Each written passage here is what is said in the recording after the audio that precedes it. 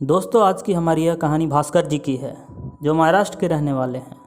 हालांकि इस कहानी में जो इनका नाम है वह सिर्फ एक काल्पनिक नाम है, बाकी इनकी बताई हुई घटना बिल्कुल सच्ची है। तो आइए बिना देर किए चलते हैं इनकी कहानी पर। यह घटना जो मैं आप लोगों को आज शेयर कर रहा हूँ, यह मैंने अपने दादाजी से सुना था। हालांकि वे तो अब इस दुनिया में नहीं रहे, लेकिन यह कहानी हमारे गांव में लगभग सभी बड़े बुजुर्ग आज भी जानते हैं। तो यह बात 1977 या 78 की है। हमारा गांव उस समय मुंबई से ही 170 किलोमीटर की दूरी पर पड़ता था।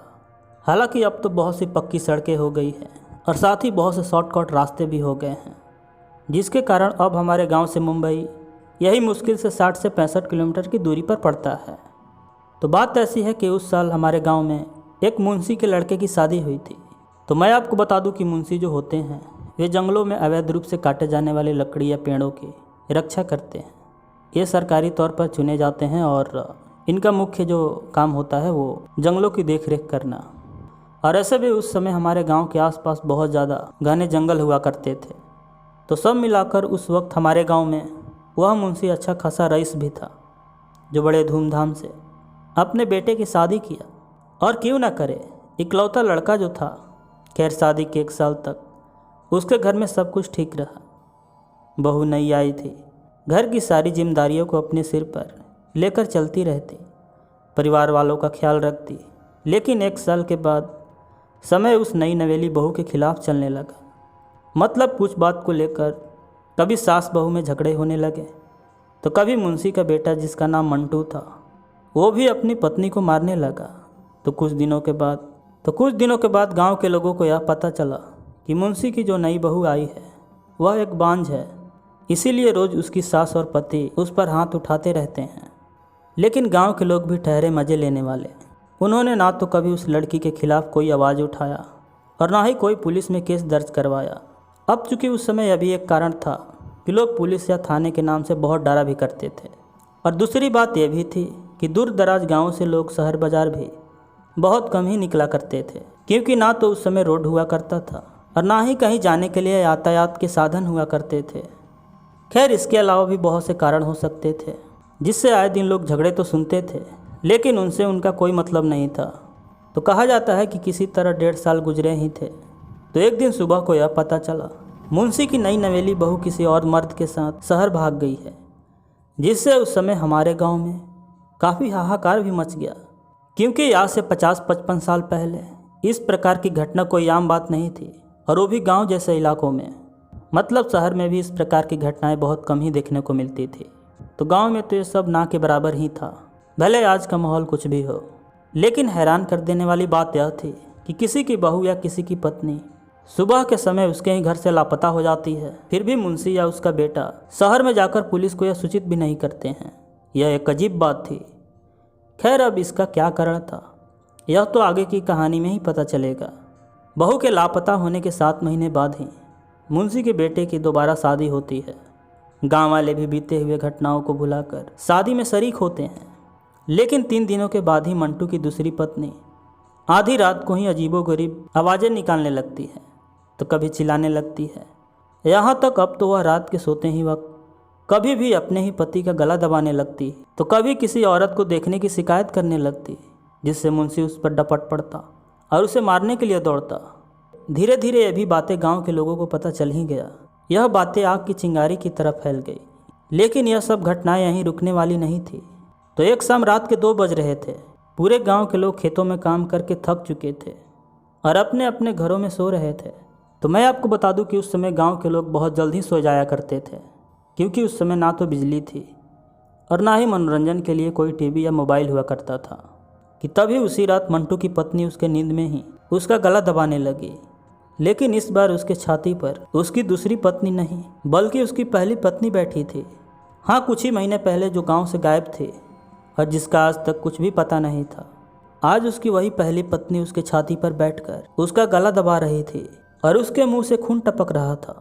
वह उस रात जैसे ही अपनी पहली पत्नी को इतना डरावने अंदाज में देखा, वह उसी वक्त अपने कमरे से चिल्लाते हुए बाहर भागा। तो देखा उसके चौखट के बाहर उसकी दूसरी पत्नी खून की उल्टियाँ करके मरी हुई पड़ी है। इस घटना के सुबह जब गांव के लोगों को इस वाकया के बारे में पता चला, वे समझ गए कि इन सब घटनाओं का कारण मुंशी ही है। खैर उसी सुबह कुछ पुलिस वाले शहर से मर्डर की इस घटनाओं की जांच करने के लिए गांव आ गए और उन्होंने उस औरत के लाश को पोस्टमार्टम के लिए शहर भेज दिया। तो यहाँ गांव में पूछताछ होने के बाद पता चला वह मुंशी ही था जो अपनी पहली बहू को मारा था, और वो भी अपने पोते के लालच में अपनी बहू को मारकर उसी रात वह जंगल वाले कुएं के पास गाड़ दिया था, जिसकी खबर ना तो उसके बेटे को थी और ना ही उसकी पत्नी को थी। हालांकि कुएं के पास खुदाई करने के बाद हड्डियां तो मिली थी, लेकिन पूरी हड्डियां वहां से नहीं मिली। तो इस घटना के बाद मुंशी और उसके बेटे को हिरासत में ले लिया गया और बहू पर किए गए जुर्म के लिए उन्हें जेल में डाल दिया गया। तो कहा जाता है कि जेल में जाने के बाद 1 से 2 महीने के बाद ही मुंशी जेल में ही रहस्य रूप से मारा गया, जिसके मौत का राज आज भी एक अनसुलझी पहेली बनकर रह गई थी। अब इसके पीछे क्या कारण था यह तो कोई नहीं जान पाया, लेकिन उस मुंशी का घर आज भी हमारे गांव में वैसे ही 50 से 55 साल से वहीं पड़ा है, और उस घर के पास आज भी जाने से लोग डरते हैं। तो माना जाता है आज भी रात को कभी कभी उस घर से आवाज़ें आती है जो अपने जान की भीख मांगती है। अब इसमें कितनी सच्चाई है यह तो मैं नहीं जानता, लेकिन यह घटना बिल्कुल सच्ची थी जो आज मैं आप लोगों को बताया हूँ। अब मानना या ना मानना वह आपके हाथ में है। आप इस घटना को किस नज़रिए से देखते हैं, आप अपनी राय हमें कमेंट बॉक्स में अवश्य दीजिएगा। तो चलिए बिना देर किए हुए चलते हैं अपनी दूसरी कहानी पर। मेरा नाम सुमित ठाकुर है। वैसे तो मैं सिकंदराबाद में रहता हूँ, लेकिन यह घटना मेरे और मेरे दोस्तों के साथ घटी थी। उस समय मैं अपने पूरे परिवार के साथ जयपुर में रहता था। साथ ही उस समय मेरी उम्र ही 15 से 16 साल की रही होगी, और वह साल 2016 था। मुझे आज भी याद है उस साल ही मेरे 10वीं के एग्ज़ाम ख़त्म हुए थे, जिसके कारण मैं भी बिल्कुल फ्री था। ना घर पर कोई पढ़ने के लिए बोलने वाला था और ना ही पढ़ने की कोई चिंता थी। हाँ, बस यह खुशियाँ 2 महीने की थी। उसके बाद तो एग्ज़ाम के परिणाम आने ही वाले थे। खैर आते हैं अपनी कहानी पर। तो हुआ ऐसा कि एक सुबह पापा अपने ऑफिस के काम से दिल्ली चले गए। उस वक्त हमारे घर पर सिर्फ मैं, मेरी बहन और मेरी मम्मी थी।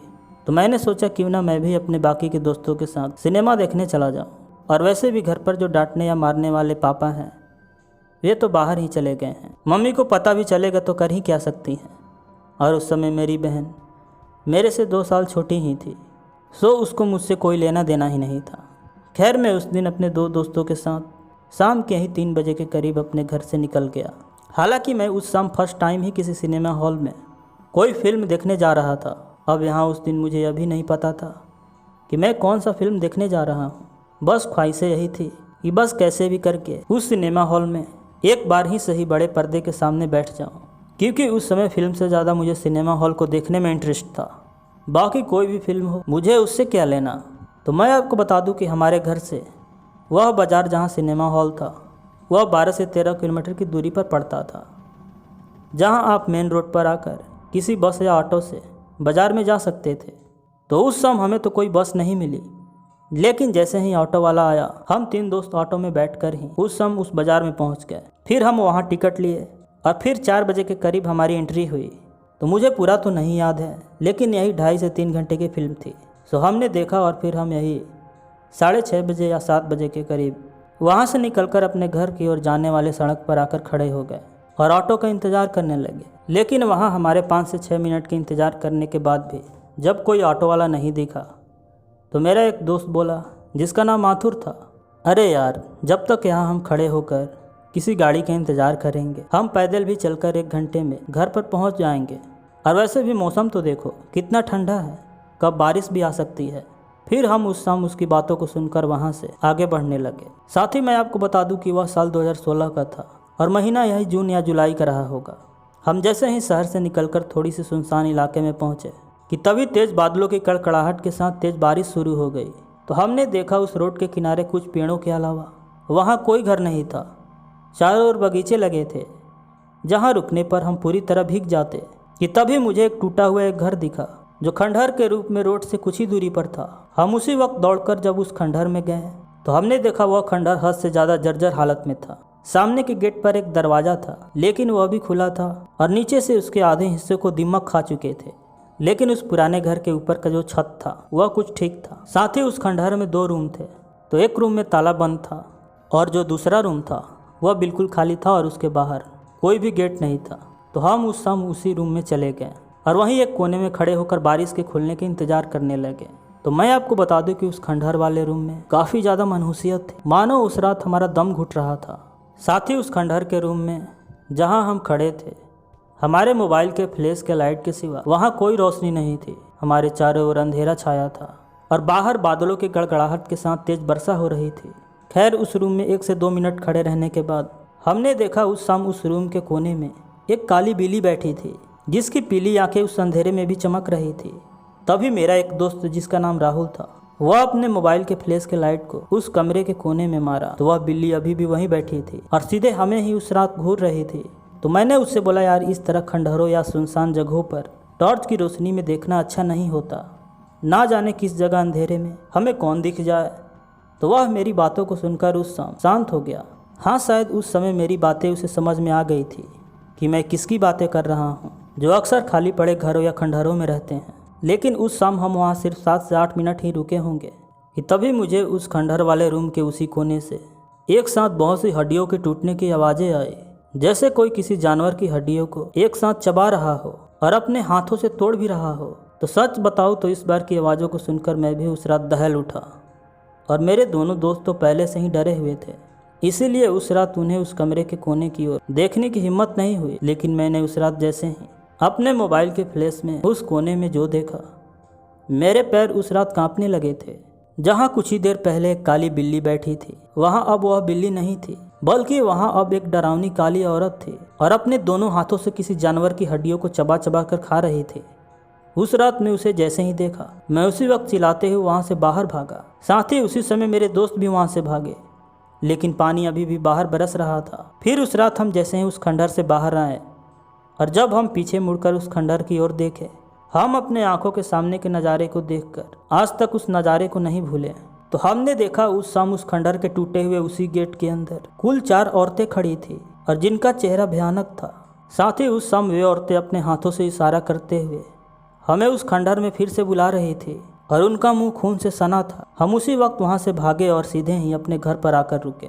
दोस्तों, इस घटना के पहले मुझे कभी इन भूत प्रेत या चुड़ैलों पर यकीन नहीं था, लेकिन इस घटना के बाद मुझे पूरा यकीन हो गया कि कुछ तो नेगेटिव एनर्जी हमारे आसपास रहती ही है, जो हमें दिखती नहीं है और जो उन सुनसान खंडहरों में वास करती है। हालांकि इसके अलावा मैं एक और भी बात बता दूं, तो जब मैं उस शाम पहली बार उस काली बिल्ली को उस खंडहर के रूम में बैठे हुए देखा और जब वो हमें देखकर भी वहाँ से कहीं नहीं भागी, तो मुझे उसी वक्त कुछ डाउट हुआ कि हो ना हो यह बिल्ली हो ही नहीं सकती, क्योंकि यदि वह बिल्ली होती तो वह हमें देख वहाँ चुपचाप नहीं बैठती, क्योंकि बिल्लियों का यह स्वभाव नहीं होता। वे जब भी किसी इंसान को देखती है वे तुरंत ही भाग जाती है और हमारे घरों में भी अक्सर ऐसा ही देखने को मिलता है। लेकिन इस सब के बारे में मैं अपने दोस्तों से उस शाम नहीं कहना चाहता था, ताकि वे कहीं डर न जाए। खैर, उस रात हम सही सलामत अपने घर आ गए, यही हमारे लिए बहुत बड़ी बात थी। इसके बाद मैं देर रात को घर से निकलना और सिनेमा देखना भी छोड़ दिया और उस दिन के बाद आज तक मैं कभी सिनेमा देखने नहीं गया। खैर, आज की हमारी कहानी यहीं पर समाप्त होती है और आशा करता हूँ आपको ये कहानी अच्छी लगी हो। तो आप हमारे इस चैनल पर नए हो तो आप प्लीज़ हमारे इस चैनल को सब्सक्राइब करके ही जाइएगा। बाकी हमारी कहानी आपको कैसी लगी आप हमें कमेंट बॉक्स में अवश्य बताइएगा। तो मिलते हैं नेक्स्ट वीडियो में, तब तक बाय, टेक केयर।